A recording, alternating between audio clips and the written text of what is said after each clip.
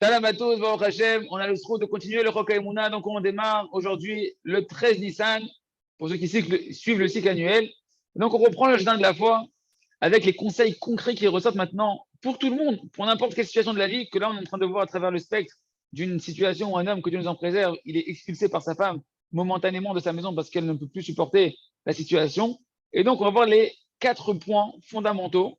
Comment faire pour gérer une telle situation et toutes sortes de situations en général et pouvoir arranger la situation. Premier point, Aleph et Mouna. Deuxième point, c'est la foi. Deuxième point, ça va être la prière, l'étude du sujet. Troisième point, ça va être l'introspection et le repentir. Et quatrième point, ça va être d'intérioriser tout ce qu'on a compris, tout ce qu'on a pris sur nous comme décision de se repentir. On voit dans les détails. Et Mouna, premier point, c'est du travail sur soi-même. Et ben, c'est de prier beaucoup à Kadosh Baruch Hu, d'accepter que la situation, ici c'est pour un mari en particulier, mais ça peut être pour toutes sortes de situations de la vie, que la situation, la souffrance dans laquelle je suis, tout ce qui m'arrive, que ça vient uniquement et seulement d'Hachem Idbarar, béni soit-il. Et de ne voir aucun homme, aucun être humain en face de tes yeux, en face de mes propres yeux, ni moi-même, ni quelqu'un d'autre qui est responsable de ma souffrance, savoir que le seul acteur derrière tout ça, c'est Akadosh Baruch Hu. Tant qu'une personne n'arrive pas à avoir la Emouna Shlema parfaite, que comme on dit toujours, Kara Hachem Rote, comme ça Hachem il veut, sans aucune culpabilisation personnelle, persécution personnelle, autoculpabilité personnelle, sans aucune tristesse qui va se mêler là-dedans. Et à plus forte raison, sans culpabiliser les autres, sans pointer du doigt et accuser les autres. Alors, tant que tu n'es pas arrivé à ça, tu ne peux pas commencer un autre travail sur toi-même que celui-là. C'est seulement lorsqu'une personne, elle va accepter la situation qu'elle est en train de vivre, avec une foi totale que c'est la volonté d'Hachem.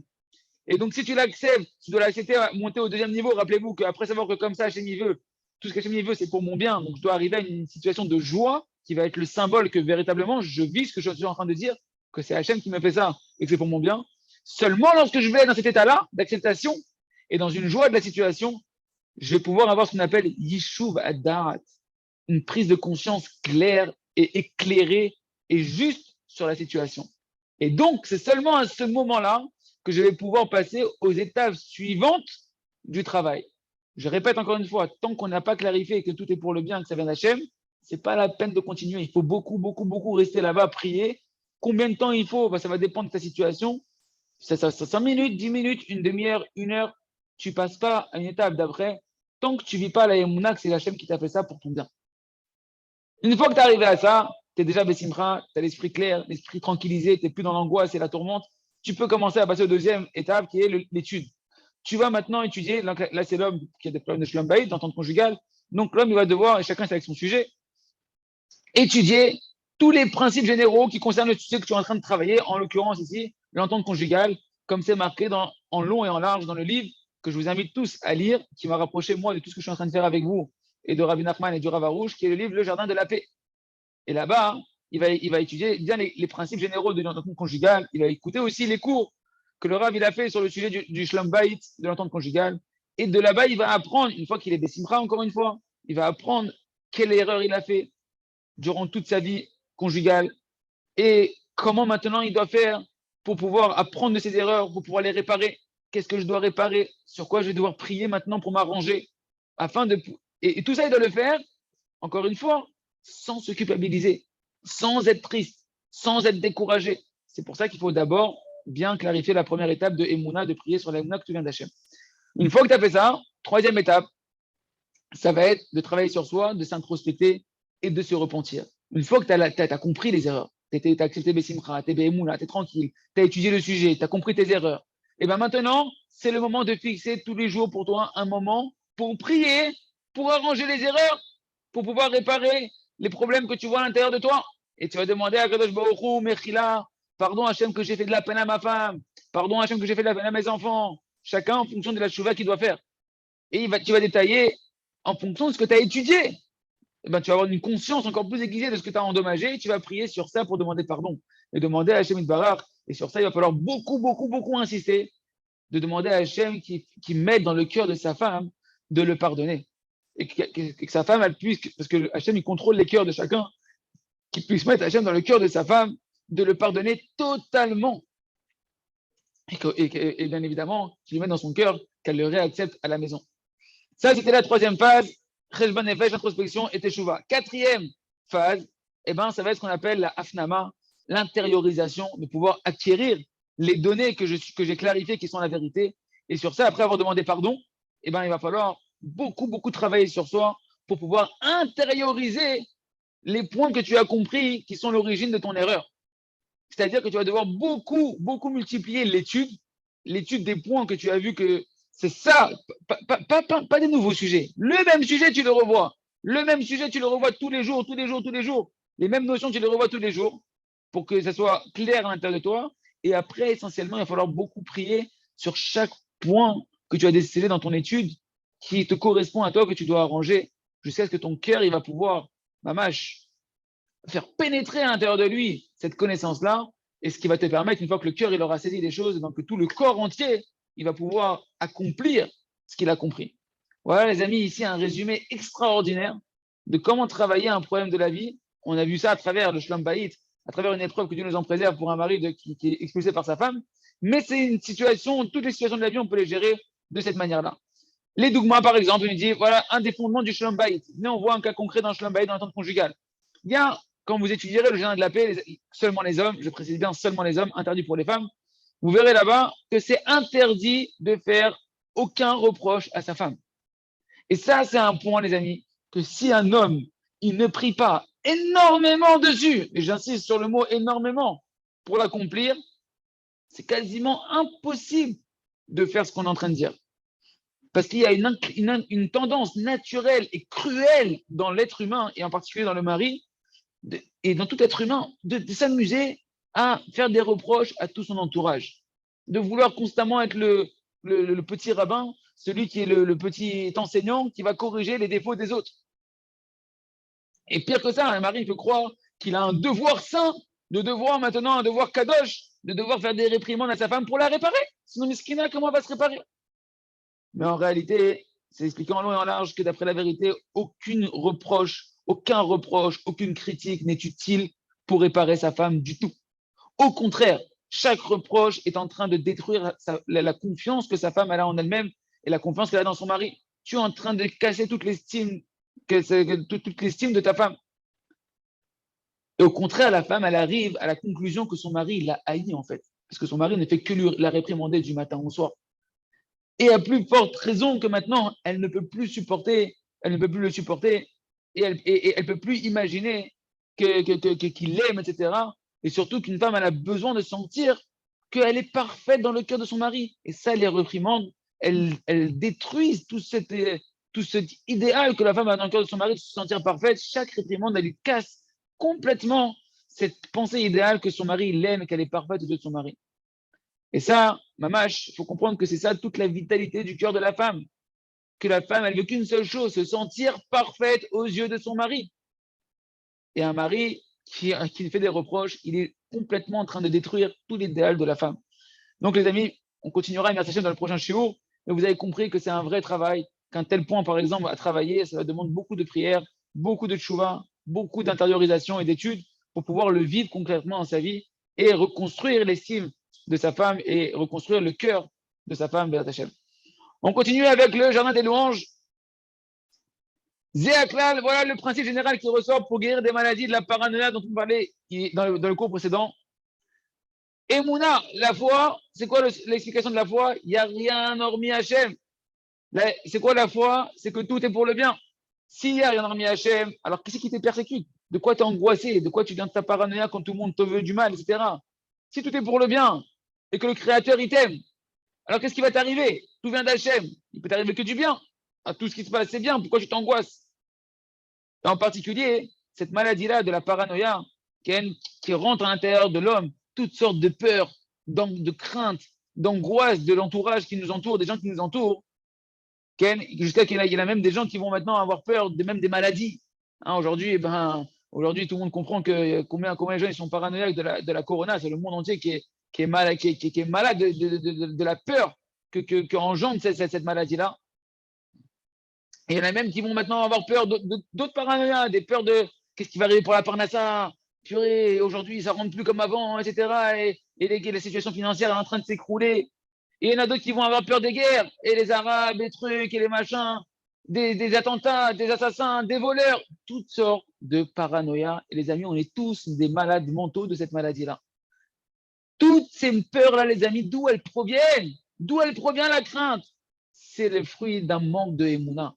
C'est le fruit d'un manque de foi, qu'on n'a pas du tout travaillé notre foi dans ces sujets-là. Parce qu'un homme qui a foi qu'il n'y a rien hormis Hachem dans le monde, que tout vient d'Hachem et que tout est pour le bien, alors celui-là, il ne vit aucun mal dans sa vie, comme nous, on chante sans cesse. Il n'y avait que du bien, maintenant c'est que du bien, et il n'y aura que du bien. Il n'y aura que du bien qui va t'atteindre, il n'y avait que du bien, il y a toujours que du bien, il n'y aura que du bien. C'est ça, Adonai Melech, Adonai Malach, Adonai Yimloch Leolam Vaed. Là-bas, on dit Hachem, c'est la miséricorde d'Hachem, elle a régné, elle règne, elle régnera, il y a que la miséricorde d'Hachem. Petite parenthèse. Hachem Rak Tov. Hachem, il est que bien. Il n'y a pas de mal dans ce monde. La notion de mal, c'est juste que tu as mis de l'hérésie ou tu as occulté Hachem dans ta vie. C'est l'hérésie de l'homme qui crée le mal, parce qu'il ne voit pas Hachem dans cette situation, il ne vit pas avec Hachem. Et s'il n'y a pas de mal, alors il n'y a pas lieu d'avoir peur. Il n'y a que à dire merci à Kadosh Baruch Hu sur ce qui va t'arriver. Et si Hachem il veut que ça se passe comme ça pour toi dans le futur, alors c'est très très bien. Parce qu'un homme qui a foi que ce qui va lui arriver, c'est que du bien, alors il a peur de rien. Il a peur que d'Hachem, il a peur que d'oublier Hachem.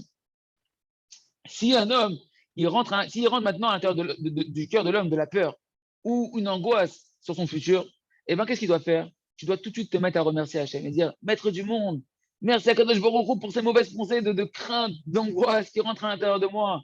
Parce qu'un mal, c'est pensées, c'est des souffrances pour un homme, c'est des souffrances pour moi, Ribono Shalom. Et si tu me les as envoyées, c'est que tu me les as envoyées pour mon bien, pour réparer mes avérotes, etc. Et un homme, il doit remercier Hachem, continuer à remercier Hachem sur les souffrances qu'il a de ses mauvaises pensées. Parce que c'est une souffrance, cette mauvaise pensée, c'est une angoisse, c'est une souffrance. D'accord? De ses angoisses, de ses peurs, etc.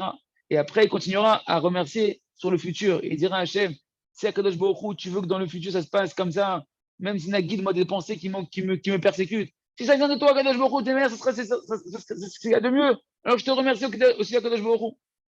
Parce que Vadaï, en réalité, tout ce qui viendra à un homme, c'est que pour son bien éternel. Donc c'est pourquoi, commence à remercier dès le début. Enlève les angoisses. Travaille dès le début ton futur en sachant que ça vient d'Hachem pour ton bien.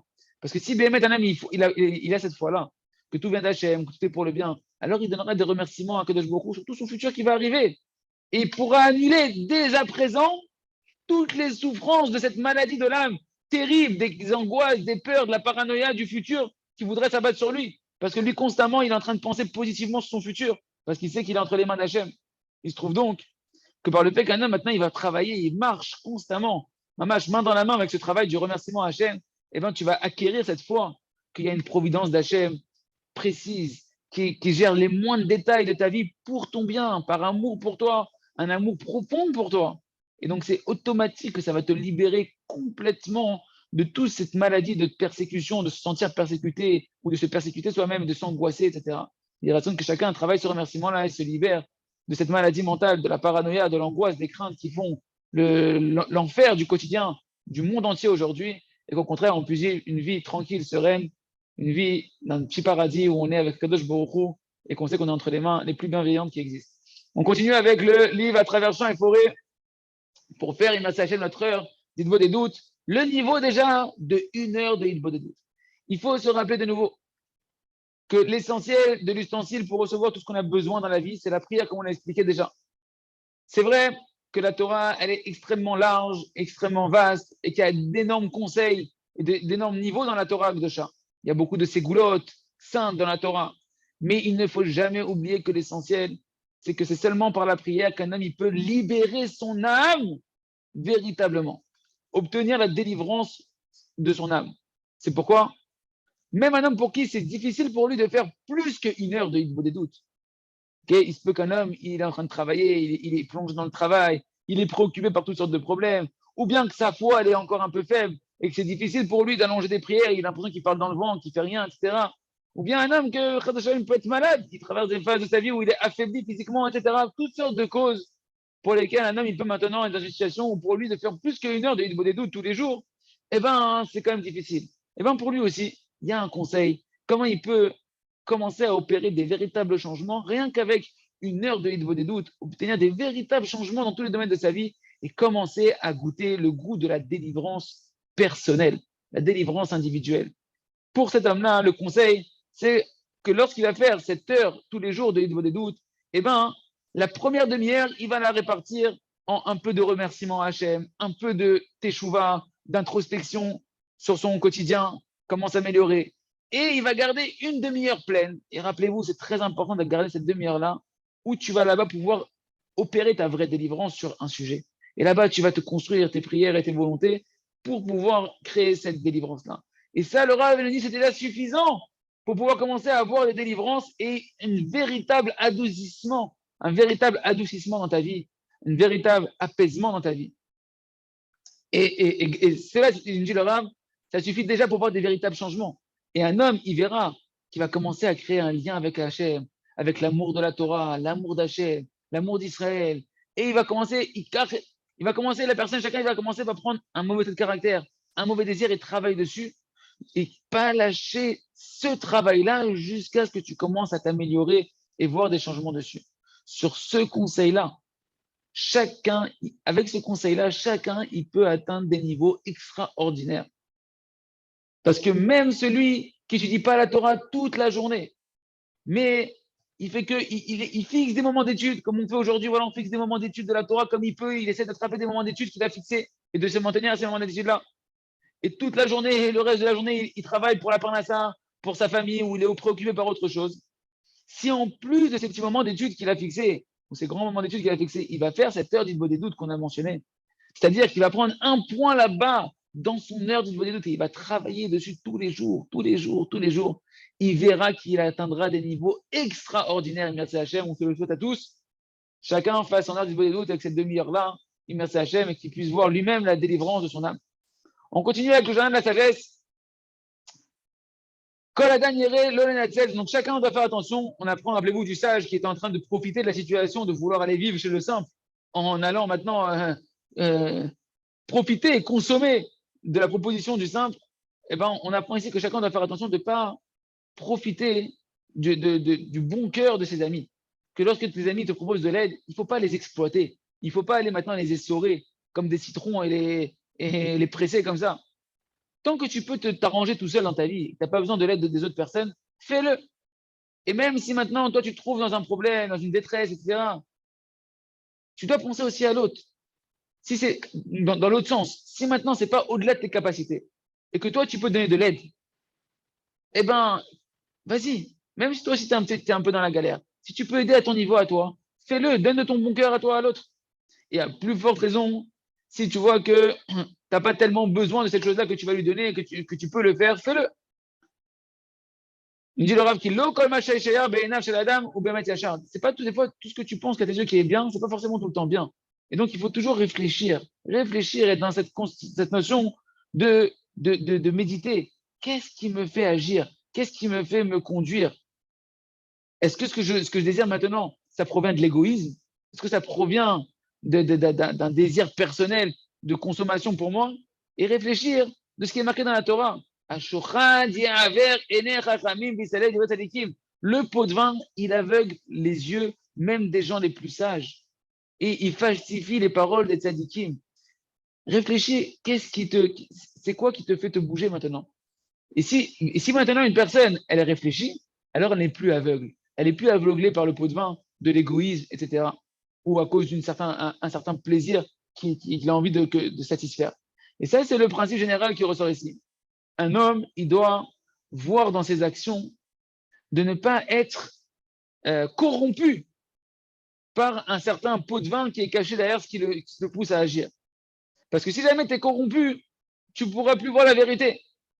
Et ça, c'est une chose que même Shimshon, Shimshon Agibor, que lui, là, il était le Mashiach potentiel de sa génération.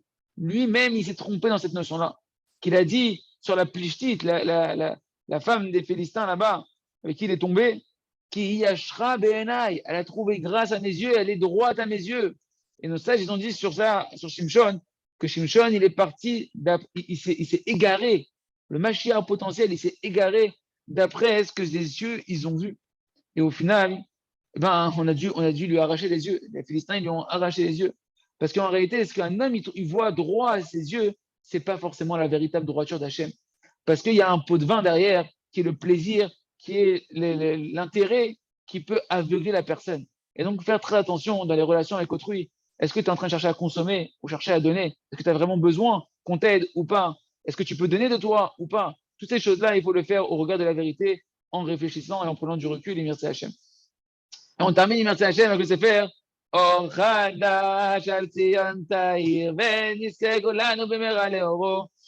le Rav nous dit, Tov moti mechayai, il vaut mieux ma mort qu'une vie où je continue à vivre dans des interdits, dans des fautes et dans des mauvais désirs. Maintenant qu'on arrive à la fin de ce chapitre extraordinaire que Kadosh Baruch Hu m'a donné le plaisir de vous donner, eh ben, je vais vous ramener, dit le Rav, un passage du Rav Baruch Shalom Ashlag, de la Chassidut Ashlag, qui a écrit un énorme commentaire sur le Zohar, qui ramène au nom de son père, le Baal HaSulam, celui qui a écrit justement le commentaire sur le Zohar, donc c'est son fils qui parle ici, qui va résumer, en fait, dans ces paroles que vous allez voir, on va voir que c'est un résumé, mamash très très doux, de toutes les paroles que l'on a dit jusqu'à présent. Voilà, c'est dans le Sefer Shama'ati, dans le Siman 156, voilà les paroles qu'il ramène là-bas. Il dit, merveilleusement, de manière très résumée, voilà qu'il y a 3 conditions à une prière pour qu'une prière, elle soit écoutée et exaucée. La première, d'avoir foi. Chez Uyachol Oshialo, tu dois avoir foi que Hachem Itbarach, il peut te délivrer. Mais même si tes conditions à toi, c'est les pires conditions qui existent, que tu es le plus mauvais, le plus bancal du Ham Israël, de toute ta génération, il dit. Tu dois avoir la foi que de toutes les manières, la main d'Hachem, elle n'est pas impuissante pour te délivrer, qu'elle n'est pas impotente pour te délivrer. Parce que si c'est pas comme ça, si tu ne crois pas en ça, alors il n'y a aucun propriétaire de la maison, aucun propriétaire du monde qui pourra venir te sauver. D'accord? Il faut que tu crois en lui pour qu'il puisse te sauver. Et ça, en fait, les amis, ce qu'il vient de dire ici, le Rav Ashlag, eh ben, ça résume parfaitement la grande notion qu'on a parlé, que pour qu'une prière elle soit exaucée, qu'elle soit répondue immédiatement, il faut qu'on ait ce qu'on appelle la perfection de la émouna dans ta prière. De croire parfaitement qu'Hachem, il peut te délivrer, même si tu es le plus indigne de ta génération. Parce qu'Hachem, il t'aime. Deuxième chose qu'il nous dit le Rav Ashlag, tu dois avoir conscience que tu n'as plus d'autres conseils pour ta situation. Que toi, tu as fait déjà tout ce que tu pouvais faire de ton côté et que tu as bien vu qu'il n'y a pas eu de guérison à t'appeler. Donc, ça veut dire quoi? En lanou al Hachem, j'ai personne sur qui m'appuyer hormis Hachem, c'est mon seul conseil, c'est Hachem Itbarach. Tant que tu n'as pas clarifié que la seule possibilité de sortir ton problème, c'est Hachem, ta prière, elle est bancale, elle est trop faible. Deuxième condition, cette dimension que Hachem, il n'y a que lui qui peut te sauver, tu n'as pas d'autre conseil que de prier, de crier vers Hachem. Et la troisième condition qui va clôturer et fermer en fait toutes les conditions pour qu'une prière soit écoutée, ce qu'on avait appelé, nous, la perfection de la volonté, perfection de la émouna, maintenant perfection de la volonté dans ton cri. Voilà les mots du Rav Ashlag. Chez Imlo Yazorlo, que si jamais Hachem ne t'aide pas maintenant dans ta situation spirituelle, il vaut mieux que je meure que je vive. C'est ce qu'on appelle la perfection de la volonté.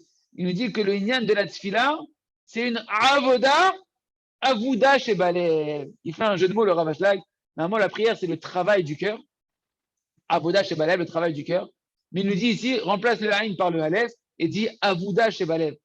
La perte du cœur. Que ton cœur, ça vaut pas le coup qu'il continue à battre ce cœur. Si tu réponds pas à ma prière, Kadosh Baruch Hu. Que de se sentir combien tu es avoud. Avoud, c'est combien je suis perdu sans la tfila. C'est ça la grandeur de la prière. C'est que quand tu viens prier, tu sais que c'est ta seule porte et que tu es perdu si Hachem il te répond pas ici. Parce que c'est sûr que c'est pas pareil quelqu'un à qui il manque des choses superficielles et qui vient prier pour des petits détails de sa vie comme ça, que quelqu'un qui vient prier parce qu'il sait que le jugement, il est déjà tombé sur sa tête, qu'il va mourir, que c'est déjà un décret de mort sur lui et qu'il est déjà enfermé dans les câbles enchaînés du Yetzirara, et qu'on est en train de le conduire à l'abattoir. Et celui-là, quand il est en train de prier, qu'il prie pour son âme, il prie de toutes ses forces. C'est sûr que celui-là, quand il prie comme ça, le gardien d'Israël, qui ne dort ni ne sommeille, il viendra immédiatement le délivrer, parce qu'à ce moment-là, cette personne-là, elle appelle Hachem de toutes ses forces, et Hachem, il veut le délivrer bien plus que lui. Et donc, on a le Kéli qui est complètement parfait, la foi de la Emouna parfaite dans la prière, la volonté qui est parfaite, Et vu qu'Hachem, il veut plus que tout nous donner la délivrance, le Kéli, il est là, on peut recevoir la délivrance d'Hachem et être délivré immédiatement. Chazak, Ben Itrazek.